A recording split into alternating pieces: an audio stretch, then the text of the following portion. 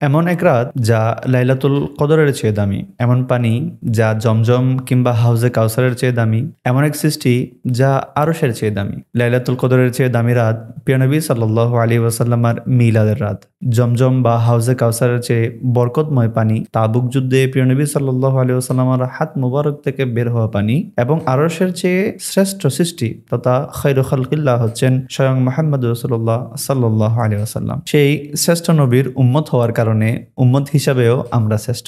কোরআনের ভাষায় কুনতুম খায়রু উম্মাতিন উখরিজাত লিন্নাস ইলা আখিরিল আয়া। এই শ্রেষ্ঠত্বের একটাই কারণ, নিসবতে রসুল তথা রসুল সাল্লাল্লাহু আলাইহি ওয়াসাল্লামের সাথে সম্পৃক্ততা।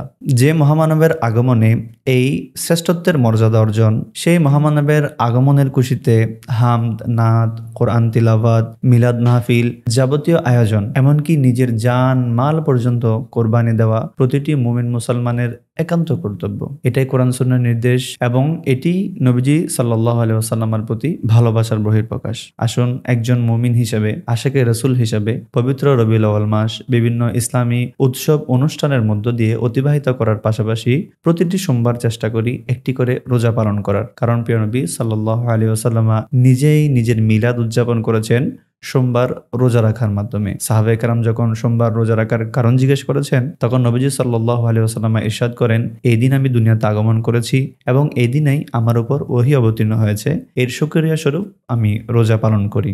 সুবহানাল্লাহ। তাই আসুন এই রবিউল আউয়ালে হামদ, নাত ও মিলাদ মাহফিলের পাশাপাশি প্রতিটি সোমবার একটি করে রোজা পালন করি, প্রিয় নবী সাল্লাল্লাহু আলাইহি ওয়াসাল্লামের একটা সুন্নত আদায় করি এবং তার নৈকট্য অর্জন করি। ওয়া মা তৌফিক ইল্লা বিল্লাহ। আসসালামু আলাইকুম ওয়া রাহমাতুল্লাহি ওয়া বারাকাতুহু।